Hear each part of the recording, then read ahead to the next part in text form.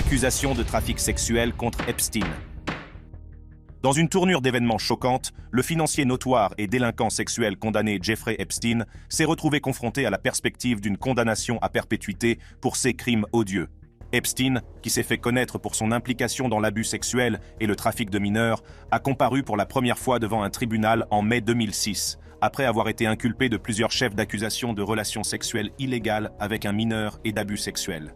Notre histoire commence dans la ville pittoresque de Palm Beach, en Floride, au milieu des années 2000. C'est là que les premiers murmures sur les sombres secrets d'Epstein ont commencé à faire surface. En mars 2005, la police reçoit un rapport de la famille d'une jeune fille de 14 ans qui affirme avoir subi des attouchements dans l'opulente demeure d'Epstein. Selon sa mère, la jeune fille avait été emmenée au manoir d'Epstein par une fille plus âgée et avait été payée $300 pour déshabiller et masser le millionnaire. Selon les rapports, Epstein était connu pour recevoir des massages 3 fois par jour de la part de ses mineurs et le FBI a compilé des rapports confirmant que 34 mineurs avaient été abusés par le financier en disgrâce à cette époque. Plus tard, cette liste a été portée à 80 victimes, avec des allégations selon lesquelles des triplés de 12 ans avaient été amenés de France par avion pour l'anniversaire d'Epstein et avaient été renvoyés le lendemain après qu'il les eût abusés sexuellement. Le financier aurait également recruté la plupart de ces jeunes filles au Brésil et dans d'autres pays d'Amérique du Sud, ainsi qu'en Europe et dans les pays de l'ex-Union soviétique. Epstein aurait payé ces mineurs pour qu'elles se livrent à des actes sexuels avec lui. Les entretiens avec 5 de ses victimes présumées et 17 témoins sous serment, ainsi que la découverte d'un relevé de notes du lycée et d'autres objets trouvés dans les poubelles et au domicile d'Epstein, ont révélé que certaines des filles impliquées n'avaient pas 18 ans. Beaucoup d'entre elles avaient moins de 16 ans, la plus jeune étant âgée de 14 ans à l'époque. La police de Palm Beach n'a pas tardé à ouvrir une enquête sur ces allégations troublantes. En creusant davantage, elle a découvert un schéma choquant d'abus impliquant de nombreuses jeunes filles mineures. Nombre d'entre elles, lycéennes à l'époque, ont révélé qu'Epstein les avait engagées pour lui faire des massages sexuels. Les enquêteurs ont également découvert qu'Epstein avait installé 2 caméras cachées à son domicile et un grand nombre de photos de jeunes filles dans toute la maison. Les documents judiciaires de l'époque ont également révélé qu'une perquisition effectuée au domicile d'Epstein par l'inspecteur de la police de Palm Beach, Joseph Recarey, en 2005, avait permis de découvrir un reçu Amazon incriminant contenant des livres sur le sadisme et le masochisme, collectivement connus sous le nom de sadomasochisme. Cette découverte a révélé à quel point le financier était dépravé, d'autant plus que le sadomasochisme consiste à tirer du plaisir d'actes d'humiliation, en infligeant ou en recevant de la douleur. Parmi les livres qu'il a commandés, selon le reçu d'Amazon, figurent des titres tels que SM-101, A Realistic Introduction, Slavecraft, Roadmaps for Erotic Servitude, Principles, Skills and Tools, et Training with Miss Abernathy, A Workbook for Erotic Slaves and Their Owners. Les autorités ont pu découvrir tout cela même après que Adriana Ross, un ancien mannequin polonais devenu assistant d'Epstein, aurait retiré des disques d'ordinateur et d'autres équipements électroniques du manoir du financier en Floride avant que la police de Palm Beach ne perquisitionne la maison dans le cadre de son enquête. En mai 2006, la police de Palm Beach avait rassemblé suffisamment de preuves pour inculper Epstein de plusieurs chefs d'accusation de relations sexuelles illégales avec un mineur. Toutefois, l'affaire a pris une tournure inattendue lorsque le principal procureur du comté, le procureur général Barry Krischer, a décidé de soumettre l'affaire à un grand jury. Cette décision a immédiatement suscité des critiques de la part des responsables de la police de Palm Beach qui ont accusé M. Krischer d'accorder un traitement de faveur à M. Epstein. Ils estimaient que les preuves contre Epstein étaient suffisamment solides pour procéder à une mise en accusation directe. Malgré la controverse entourant la décision du grand jury, l'arrestation d'Epstein a finalement eu lieu en juillet 2006. Un grand jury l'a inculpé d'un seul chef d'accusation pour sollicitation de prostitution, une accusation que beaucoup considèrent comme une simple tape sur les doigts, compte tenu de la gravité des allégations. L'arrestation d'une personne riche et bien connectée comme Epstein a provoqué une onde de choc dans la communauté. La frénésie médiatique autour de l'affaire s'est intensifiée, mettant en lumière les dessous sombres des cercles sociaux élitistes fréquentés par Epstein. Il a été incarcéré à la prison du comté de Palm Beach, mais a été libéré contre une caution de $3 000. Face à la pression de l'opinion publique, le Federal Bureau of Investigation, FBI, a lancé, en juillet 2006, sa propre enquête sur les activités d'Epstein, surnommée Operation Leap Year. Il en est résulté un acte d'accusation de 53 pages qui a été rendu public en juin 2007. Ils ont cherché à découvrir toute l'étendue de ces crimes et à rendre justice à ses victimes. Epstein n'était cependant pas dépourvu d'une équipe juridique redoutable. Ses avocats ont entamé des pourparlers avec le procureur des États-Unis à Miami, Alexander Acosta, au sujet d'une éventuelle négociation de peine qui permettrait à Epstein d'éviter les poursuites fédérales. Une partie de l'accord de plaidoyer consistait à accorder l'immunité contre toute accusation pénale fédérale à Epstein, ainsi qu'à 4 autres co-conspirateurs nommés et à tous les co-conspirateurs potentiels non nommés. Cet accord visait essentiellement à mettre un terme à l'enquête menée par le FBI pour déterminer si Epstein avait abusé d'autres victimes et à protéger les personnes influentes qui avaient participé au crime sexuel d'Epstein. Le FBI a donc dû interrompre son enquête et sceller l'acte d'accusation. Le monde entier a retenu son souffle en attendant que justice soit faite, mais cela n'a pas été le cas. En juin 2008, Epstein a fait un geste choquant qui a suscité l'indignation de ses victimes et du grand public. Ce geste a révélé une corruption profondément ancrée dans la société et un système judiciaire défectueux. Avec son geste choquant de 2008, Epstein a exposé les dessous sombres du pouvoir et des privilèges. Découvrons dans la section suivante en quoi consistait ce geste choquant. La controverse sur l'accord de plaidoyer de 2008. La controverse sur l'accord de 2008 concernant le riche financier Jeffrey Epstein et l'ancien secrétaire d'État au travail Alexander Acosta a fait l'objet d'un examen minutieux et d'une indignation publique. Accusé d'avoir abusé sexuellement de nombreuses mineures, Epstein a conclu un accord de plaidoyer qui lui a permis d'éviter une éventuelle condamnation à perpétuité et de ne purger que 13 mois dans le cadre d'un programme de réinsertion par le travail. Cet accord controversé a soulevé de graves questions sur l'équité et l'intégrité du système judiciaire, ainsi que sur le traitement des victimes d'Epstein.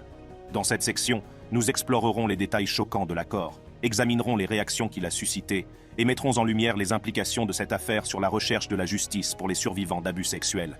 Au fur et à mesure que l'enquête progressait après l'arrestation d'Epstein en 2006, il est apparu clairement que les crimes présumés d'Epstein n'étaient pas des incidents isolés, mais s'inscrivaient dans un schéma d'abus plus large. Les éléments de preuve recueillis par les services répressifs ont mis en évidence une opération sophistiquée de recrutement de jeunes filles mineures à des fins d'exploitation sexuelle.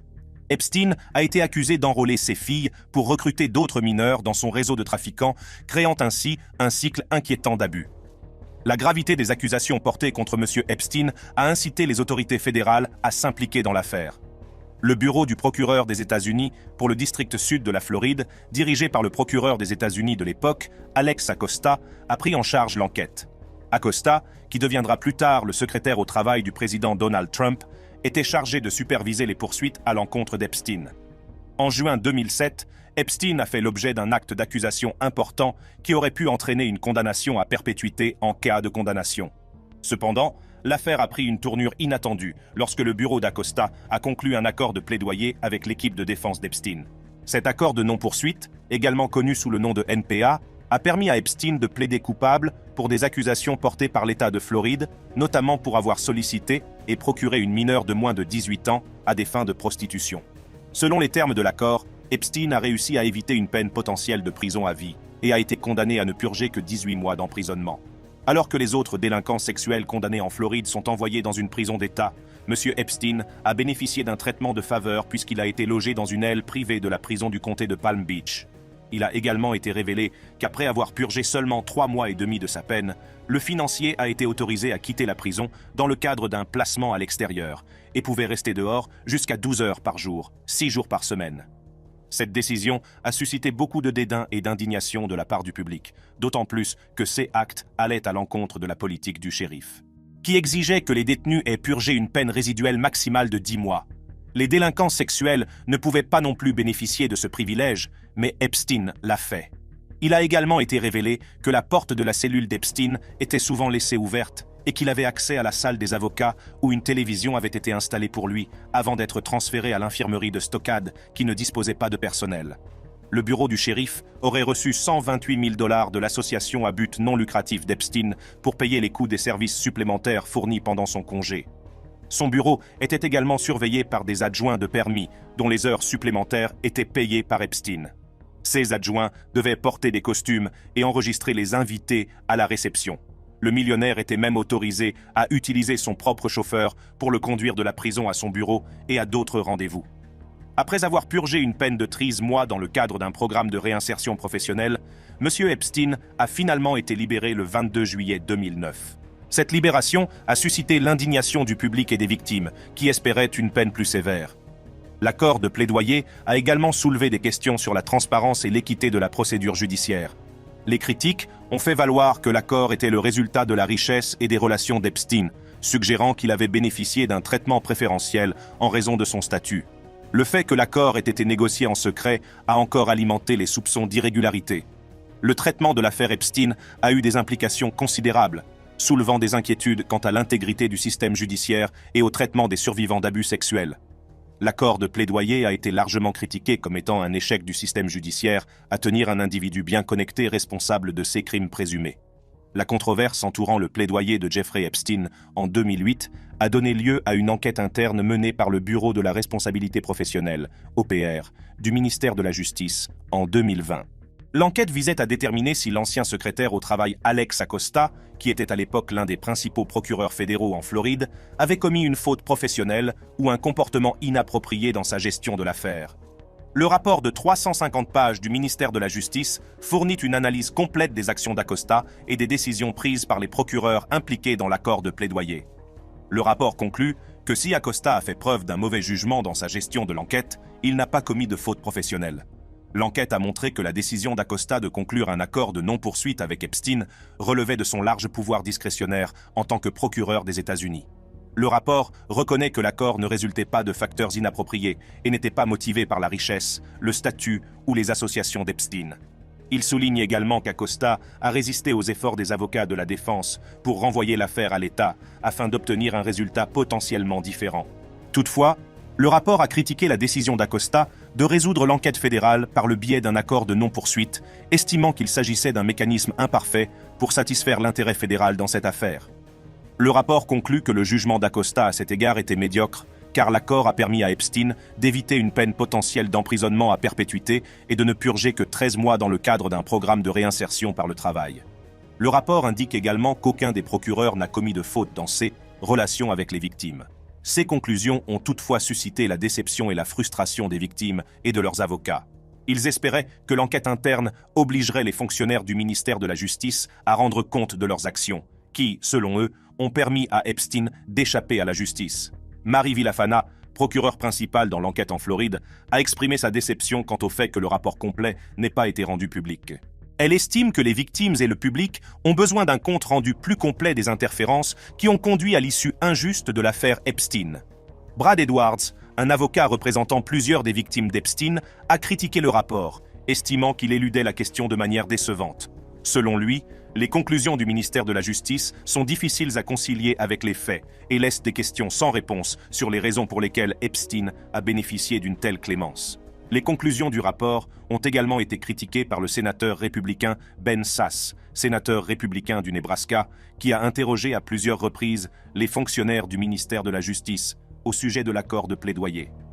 M. Sasse a fait valoir que le fait de laisser un milliardaire bien entouré échapper à la justice pour viol d'enfants et trafic sexuel international n'était pas seulement une erreur de jugement, mais aussi un échec révoltant. L'enquête a mis en lumière les complexités et les défis auxquels sont confrontés les procureurs dans le traitement d'affaires très médiatisées impliquant des personnes puissantes. Elle a mis en évidence le besoin de transparence, d'équité et de responsabilité dans la poursuite de la justice, en particulier dans les affaires impliquant des victimes vulnérables. Les conclusions de l'enquête de l'OPR ont alimenté le débat en cours sur l'accord de 2008 et ses implications. Nombreux sont ceux qui affirment que le traitement indulgent réservé à M. Epstein soulève des questions quant à l'équité du système judiciaire et à la protection des survivants d'abus sexuels. La quête de justice des victimes d'Epstein était loin d'être terminée. La publication du rapport du bureau du procureur n'a fait que renforcer leur détermination à demander des comptes et à mettre en lumière les défaillances systémiques qui ont permis au crime d'Epstein de rester incontrôlé pendant si longtemps. Ce n'est qu'après que la justice tant attendue a fini par prévaloir. Au fil des ans, les crimes présumés d'Epstein ont continué à passer inaperçus aux yeux des autorités. Ce n'est qu'en 2019 que le vent a commencé à tourner. Le 6 juillet 2019, Epstein a été arrêté à l'atterrissage de son avion après un volume international. L'arrestation a eu lieu dans la région de New York et était liée à des incidents survenus au début des années 2000. Selon les rapports, Epstein a été arrêté par le groupe de travail FBI NYPD sur les crimes contre les enfants à l'aéroport de Teterboro, dans le New Jersey pour trafic sexuel. Il a ensuite été incarcéré au Metropolitan Correctional Center de New York. Selon des témoins et des sources, Le jour de son arrestation, une douzaine d'agents du FBI avaient forcé la porte de la Herbert N. Strauss House, sa maison de Manhattan, avec des mandats de perquisition. La perquisition de son domicile a permis de découvrir des preuves de trafic sexuel ainsi que des centaines, voire des milliers, de photographies sexuellement suggestives montrant des femmes entièrement ou partiellement nues. Il a été révélé par la suite que certaines des femmes figurant sur les photos découvertes étaient des mineurs. Les agents du FBI ont également découvert un coffre-fort fermé à clé qui contenait des disques compacts portant des étiquettes manuscrites avec des descriptions telles que Misk Nude One et Girl Pics Nude. Les charges retenues contre Epstein sont graves et reflètent la sévérité de ses actes. Le 8 juillet 2019, il a été inculpé de trafic sexuel et d'association de malfaiteurs en vue de la traite de mineurs à des fins sexuelles. Le chef d'accusation de trafic sexuel était assorti d'une peine maximale de 40 ans d'emprisonnement et un chef d'accusation de complot en vue de se livrer au trafic sexuel de mineurs était assorti d'une peine maximale de 5 ans d'emprisonnement. L'arrestation d'Epstein a provoqué une onde de choc dans tout le pays, mettant en lumière les dessous sombres de l'exploitation des enfants et du trafic sexuel. L'arrestation d'Epstein a marqué le début d'une enquête approfondie menée par le bureau du procureur des États-Unis pour le district sud de New York, le FBI, et le département de police de la ville de New York. Leur objectif était de rassembler des preuves, d'interroger des témoins et de constituer un dossier solide contre Epstein. Le bureau du procureur des États-Unis, dirigé par Geoffrey S. Berman, a pris l'initiative de poursuivre Epstein. Les accusations portées contre lui reposent sur les preuves recueillies au cours des enquêtes, notamment les témoignages des victimes, les témoins concordants et les preuves matérielles. L'affaire d'Epstein a été confiée au juge du district des États-Unis, Richard M. Berman, qui devait présider la procédure judiciaire. Au fur et à mesure du déroulement de la procédure, l'affaire Epstein a attiré l'attention des médias et du public. Le public a exigé la transparence et l'obligation de rendre des comptes, cherchant à obtenir justice pour les victimes qui avaient souffert aux mains d'Epstein. Epstein, quant à lui, pensait pouvoir utiliser sa richesse pour influencer une fois de plus le système judiciaire. Mais il a eu un choc. Le financier en disgrâce a demandé à être libéré sous caution, offrant même de verser 100 millions de dollars à condition de se soumettre à une assignation à résidence dans son manoir de New York. Toutefois, le 18 juillet, le juge de district américain Richard M. Berman a rejeté la demande en déclarant qu'Epstein représentait un danger pour le public et un risque sérieux de fuite pour éviter les poursuites. Cependant, avant qu'un procès puisse avoir lieu, un événement choquant s'est produit. Le 10 août 2019, Epstein a été retrouvé mort dans sa cellule de prison au Metropolitan Correctional Center, MCC, de New York. Sa mort a été déclarée comme un suicide par pendaison, mais elle a suscité d'intenses spéculations et théories du complot. La mort d'Epstein a soulevé des questions sur les circonstances de son arrestation, sur l'implication potentielle d'autres personnes dans ces crimes présumés et sur la possibilité que justice soit rendue à ses victimes. L'enquête sur la mort d'Epstein et les circonstances qui l'ont précédée est devenue une affaire distincte, avec ses propres procédures judiciaires. Malgré la mort d'Epstein, la procédure judiciaire s'est poursuivie, mais avec un objectif différent. L'accusation s'est tournée vers les co-conspirateurs et les complices présumés d'Epstein, cherchant à les rendre responsables de leur rôle dans l'exploitation et l'abus de jeunes filles mineures. L'arrestation et le décès d'Epstein ont ravivé l'attention portée à la lutte contre l'exploitation des enfants et la traite des êtres humains à des fins sexuelles. Ils ont mis en évidence la nécessité de poursuivre les efforts pour protéger les personnes vulnérables et faire en sorte que les responsables de ces crimes odieux soient traduits en justice. L'arrestation et l'inculpation de Jeffrey Epstein en 2019 ont eu un impact profond sur la lutte contre l'exploitation des enfants et sur les efforts déployés pour soutenir les survivants et leur donner les moyens d'agir. Cette affaire très médiatisée a mis en lumière la question de la traite des êtres humains à des fins sexuelles et de la maltraitance des mineurs, suscitant un sentiment d'urgence renouvelé pour lutter contre ces crimes odieux. L'arrestation d'Epstein a servi de signal d'alarme, exposant les dessous sombres de l'exploitation des enfants et les réseaux qui la favorisent. Elle a mis en lumière le fait que personne n'est au-dessus de la loi, quelle que soit sa richesse ou son influence. L'affaire a envoyé un message clair. Ceux qui exploitent et abusent des personnes vulnérables devront répondre de leurs actes. Le tollé provoqué par l'arrestation d'Epstein a entraîné une prise de conscience et un débat public sur la question de l'exploitation des enfants. Elle a suscité des conversations sur les défaillances systémiques qui ont permis à Epstein d'agir en toute impunité pendant si longtemps et sur la nécessité de réformes globales pour empêcher que de tels abus ne se reproduisent à l'avenir. Les services répressifs, les groupes de défense et les législateurs ont saisi l'occasion pour faire pression en faveur d'une législation et de politiques plus fortes pour lutter contre l'exploitation des enfants. L'accent a été mis sur l'amélioration des services d'aide aux victimes, le renforcement de la formation des forces de l'ordre et l'application de sanctions plus sévères à l'encontre des délinquants. L'affaire Epstein a également suscité une réévaluation des systèmes et des institutions qui n'ont pas réussi à protéger les personnes vulnérables. Elle a mis en évidence les lacunes et les insuffisances du système de justice pénale, soulignant la nécessité d'une meilleure coordination entre les organismes chargés de l'application de la loi et de protocoles améliorés pour les enquêtes et les poursuites dans les affaires d'exploitation d'enfants. L'impact de l'arrestation d'Epstein a dépassé les frontières des États-Unis. Elle a suscité des conversations internationales sur la nature mondiale de l'exploitation des enfants et sur la nécessité d'une coopération transfrontalière dans la lutte contre ces crimes. Les gouvernements et les organisations du monde entier ont été incités à renforcer leurs efforts de prévention, d'enquête et de poursuite dans les cas d'exploitation des enfants et de trafic sexuel. Si l'arrestation et la mort de Jeffrey Epstein ont marqué une étape importante dans la lutte contre l'exploitation des enfants, le travail est loin d'être terminé. Les survivants des abus commis par Jeffrey Epstein continuent de rechercher la justice et la guérison, et leurs histoires nous rappellent la résilience et la force des survivants partout dans le monde. Les suites de la mort d'Epstein ont été marquées par la poursuite des enquêtes et des procédures judiciaires. Ghislaine Maxwell, l'ancienne associée d'Epstein, a fait l'objet d'un procès et a été reconnue coupable de plusieurs chefs d'accusation liés à l'abus et au trafic de mineurs. Les liens de Maxwell avec les œuvres caritatives de l'ancien président Clinton ont été évoqués lors de son procès, ce qui a alimenté les spéculations et les intrigues. Tout récemment, une liste de documents judiciaires a été rendue publique, révélant d'autres personnes de premier plan impliquées dans les crimes d'Epstein. La divulgation des documents judiciaires a provoqué une onde de choc dans les couloirs du pouvoir. Des noms éminents, dont le Britannique, le prince Andrew et l'ancien président ont été révélés, et l'ancien président Bill Clinton ont été propulsés sous les feux de la rampe. Ces personnes, déjà associées d'une manière ou d'une autre à Epstein, doivent maintenant faire face aux retombées potentielles des dossiers non scellés. Pour le prince Andrew, les allégations de Virginia Giuffre ont été largement diffusées. Madame Giuffre affirme qu'on lui a ordonné d'avoir des relations sexuelles avec le prince Andrew à plusieurs reprises, notamment dans le manoir new-yorkais d'Epstein, alors qu'elle n'avait que 17 ans. Les documents judiciaires non scellés devraient révéler des détails supplémentaires fournis par un témoin connu sous le nom de Jane Doe 162, qui a déclaré avoir été présent avec le prince Andrew, Ghislaine Maxwell et Giuffre dans le manoir d'Epstein. Les révélations de ces documents pourraient avoir des conséquences considérables pour le prince et sa réputation. Le nom de l'ancien président Bill Clinton est également apparu dans les documents judiciaires non scellés. Alors que Mme Giuffre n'a formulé aucune allégation d'acte répréhensible à l'encontre de M. Clinton, son affirmation selon laquelle elle aurait rencontré l'ancien président sur l'île privée d'Epstein dans les Caraïbes est devenue un sujet de controverse. Maxwell a nié avec véhémence la présence de Clinton sur l'île, rejetant l'affirmation de Giuffre comme une invention.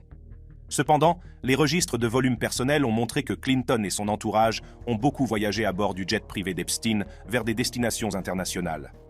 Les documents judiciaires non scellés pourraient permettre d'en savoir plus sur les liens entre M. Clinton et Mme Epstein et sur la nature de leur relation. Les documents judiciaires non scellés ne mettent pas seulement en cause des personnes de premier plan, mais mettent également en lumière l'étendue du réseau d'Epstein. De nombreux noms mentionnés dans les documents étaient déjà associés à Epstein, que ce soit pour des allégations d'actes répréhensibles, pour avoir travaillé pour lui, volé dans ses avions ou visité ses maisons. Certains de ces noms ont été mentionnés lors du procès pénal de Maxwell en 2021, tandis que d'autres n'apparaissaient que dans des listes de témoins potentiels ou des termes proposés pour des recherches dans des dossiers électroniques. Les révélations des documents judiciaires non scellés ont soulevé des questions sur l'étendue de l'opération d'Epstein et sur l'implication potentielle des personnes qui lui sont liées. Les documents peuvent fournir des preuves et des témoignages cruciaux qui pourraient conduire à des enquêtes plus approfondies et à des poursuites judiciaires à l'encontre des personnes impliquées. L'impact de ces révélations ne peut être sous-estimé, car elles pourraient rendre justice aux victimes et révéler toute l'étendue de la corruption entourant les crimes d'Epstein. Alors que les documents judiciaires non scellés continuent d'être examinés, le monde attend avec impatience que la vérité soit révélée. Les révélations choquantes ont déjà eu un impact profond sur les personnes impliquées. Le prince Andrew a dû faire face à l'attention du public et s'est retiré de ses fonctions royales, tandis que l'association de l'ancien président Clinton avec Epstein a une fois de plus fait l'objet d'un examen approfondi. Les retombées de ces révélations continueront probablement à se faire sentir dans les années à venir. Les documents judiciaires non scellés représentent une étape importante dans les enquêtes et les procédures judiciaires en cours concernant la mort d'Epstein. Ils donnent un aperçu des dessous sombres du pouvoir et des privilèges, exposant les secrets sordides qu'Epstein et ses associés ont cherché à garder cachés. L'impact de ces révélations va bien au-delà des personnes nommées dans les documents, car elles rappellent brutalement les défaillances systémiques qui ont permis à Epstein d'agir en toute impunité pendant si longtemps. Alors que les enquêtes et les procédures judiciaires se poursuivent, les documents judiciaires non scellés constitueront un élément de preuve crucial dans la quête de la justice. Ils offrent une lueur d'espoir aux victimes qui cherchent depuis longtemps à obtenir des comptes pour les crimes commis à leur encontre. Les révélations contenues dans ces documents sont susceptibles d'entraîner une prise de conscience, non seulement pour les personnes impliquées, mais aussi pour les systèmes plus larges qui ont permis au crime d'Epstein de se dérouler sans contrôle. Les documents judiciaires non scellés ont également déclenché un feu d'artifice d'autres enquêtes et procédures judiciaires. Les révélations contenues dans ces documents ont ouvert une boîte de Pandore de conséquences potentielles pour les personnes impliquées dans le réseau de corruption d'Epstein. Alors que le monde est confronté à ces révélations choquantes, la quête de justice pour les victimes et de responsabilité pour les auteurs de ces actes est au centre de l'attention. Les documents judiciaires non scellés ont également soulevé des questions sur les systèmes plus larges qui ont permis à Epstein d'agir en toute impunité. Les défaillances des forces de l'ordre, du système judiciaire et des institutions qui ont permis les activités d'Epstein font désormais l'objet d'un examen minutieux. Les conséquences de ces révélations pourraient aller au-delà des personnes directement impliquées, car elles mettent en lumière les problèmes systémiques qui ont permis au crime d'Epstein de rester incontrôlé pendant si longtemps. Les conséquences de la mort de Jeffrey Epstein ont mis en lumière les dessous sombres du pouvoir et des privilèges. Les enquêtes et les procédures judiciaires en cours sont une lueur d'espoir pour les victimes, qui cherchent depuis longtemps à obtenir justice et à tourner la page. Les conséquences pour les personnes impliquées, qu'il s'agisse d'une atteinte à la réputation, d'une action en justice ou d'une réforme systémique, dépendront des conclusions des enquêtes et de la détermination du système judiciaire. Outre les procédures judiciaires et les enquêtes en cours, un autre problème lié à la mort d'Epstein est la montée en puissance de diverses théories de la conspiration autour de son décès. Nombreux sont ceux qui ont remis en question le récit officiel, suggérant qu'il pourrait y avoir eu un acte criminel. Les liens d'Epstein avec des personnes puissantes et le secret qui entoure ses activités ont alimenté ces spéculations. L'une des principales théories du complot entourant la mort d'Epstein est l'idée qu'il a été assassiné pour l'empêcher de révéler des informations préjudiciables sur ses associés les plus en vue. Le cercle social d'Epstein comprenait des politiciens, des hommes d'affaires et des célébrités, ce qui faisait de lui une responsabilité potentielle pour ceux qui étaient impliqués dans ces activités illicites. L'idée que des individus puissants ont conspiré pour faire taire Epstein a captivé l'imagination de beaucoup, entraînant une prolifération de théories et de spéculations. Une autre théorie du complot entourant la mort d'Epstein est que sa mort a été mise en scène et qu'il est toujours en vie. Les partisans de cette théorie soulignent les incohérences dans le récit officiel et les anomalies dans les preuves disponibles. Ils affirment que la mort d'Epstein était une ruse pour lui permettre d'échapper à la justice et de poursuivre ses activités clandestinement. La couverture médiatique de l'arrestation et de la mort d'Epstein a également fait l'objet d'un examen minutieux. Certains estiment que les médias n'ont pas suffisamment pris en compte l'étendue des crimes commis par Epstein et l'implication potentielle d'autres personnes de premier plan. Cela a conduit à des accusations de dissimulation et de manque de transparence dans la couverture de l'affaire. Ces théories, souvent appelées Pizzagate et Qanon, ont gagné du terrain dans certains cercles, malgré l'absence de preuves concrètes. Alors que nous parcourons les complexités de l'histoire de Jeffrey Epstein, l'héritage de Jeffrey Epstein doit être un catalyseur de changement, plutôt qu'un terrain propice aux théories du complot. Si vous avez aimé cette vidéo, cliquez sur les cartes qui s'affichent sur votre écran pour en voir d'autres comme celle-ci et je vous attends.